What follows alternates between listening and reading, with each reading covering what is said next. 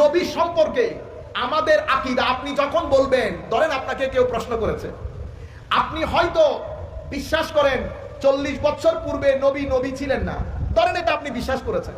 কথাটা ভদ্রভাবে বলা যায় না।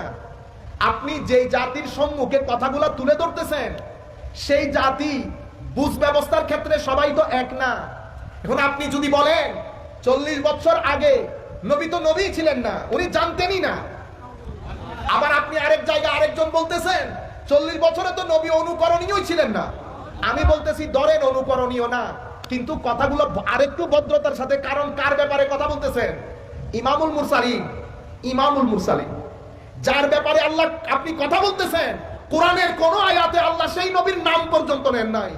এত ইজ্জত আল্লাহ যেই নবীকে দান করেছেন, আমি যখন জাতির সম্মুখে তুলে ধরবো কথাগুলা, আমার নবীকে ভদ্রতার সাথে বলবো না। আমি বলছি আপনি আকীদা না ছাড়েন, যেহেতু আপনি ইবনে তাইমিয়াকে অনুসরণ করেন, ইবনে তাইমিয়া যেহেতু এই আকীদা পোষণ করেন, আপনিও সেই আকীদাই পোষণ করছেন। আপনার আকীদা নিয়ে আপনি থাকেন, কিন্তু কথাগুলো তো ভদ্রভাবেও বলা যায়, ঠিক না? আপনি বলবেন হয়তো আমি কি অভদ্রভাবে বলেছি, আমি সেটাও বলবো না। আমি শুধু আপনাকে বিনয়ের সাথে বলবো, কথাটা আরেকটু সচেতনতার সাথে, কারণ এটা এমন একটা জায়গা, বিয়াদবি হলে শুধু ঈমান থেকে মাহরুম না, বান্দার জীবনে তওবা পর্যন্ত নসিব হয় না।